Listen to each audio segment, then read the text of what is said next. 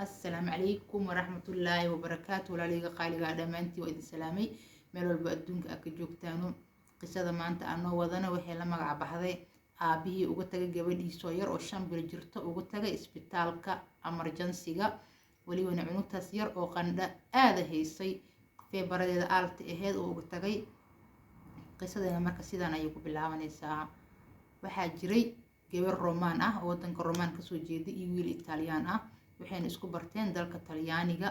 markay isbarteen way iska heleen waxay ku heshiiyeen guri inay isla degaano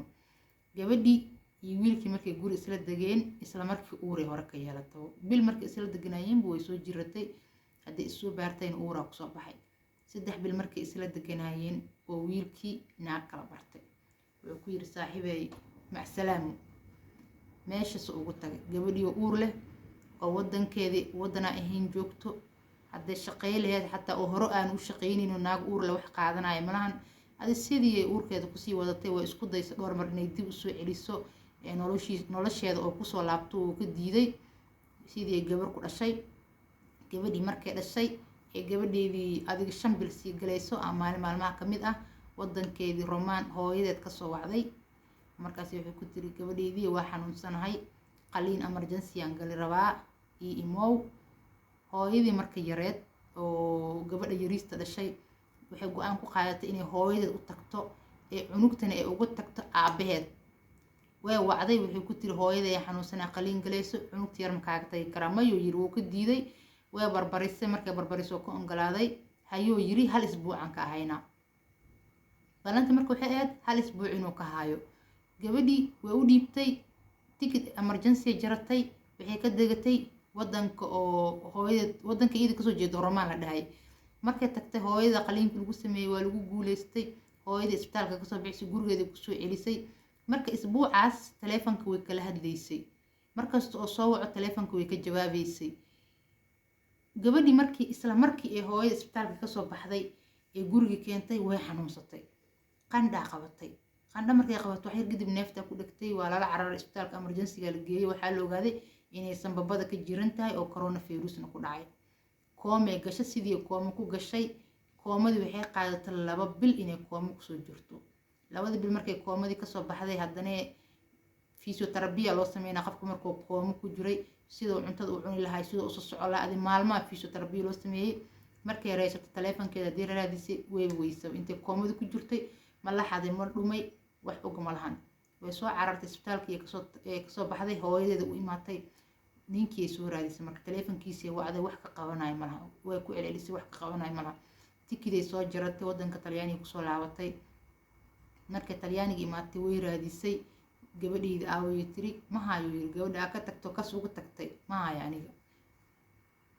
gabadheedii meel ku sheeg isbitaalka ugu soo tagay yiri isbitaalka igu wardanbeysay gabadhii way carartay abukaatay qabsatay abukaata markay qabsatay cunugtii yareed raadisay isbitaalka habeenkii looga tagay wixii loo sheegay cunugtii yareed waa la soo helay cid haysata marka cida loo geeyay gabadhii abukaatay qabsatay gabadheedii marka dambe waa loo soo celiyay way ku guuleysatay markay gabadheedii ku guuleysatay ee maxkamad soo saartay marka waxay tiri aniga cunugteeda meel cid la ugu tagin aabaheeda ugu tagay aabaheedna wuu dayacay xaqeena noogala qaado marka qisada sidaas aan ku ogaaday maxkamadda laga soo daayay maxkamadda markay soo saartay adi wiilkii wax ma haysanin nin shaqaysanayna ma ahaynin waxa la yiri bishii 400 cunugta ku biil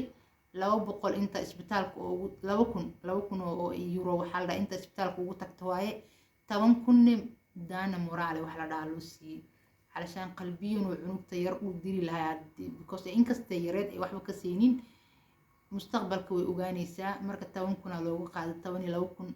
iyo 400 bishii oo ku biilaayo gabadhii marka oo wiilka bartay oo ugu tagay ayada darteed oo maxay ahaayeen oo ku yiri mac salaam saaxiibay gabadhii aan maxkamadda la keenay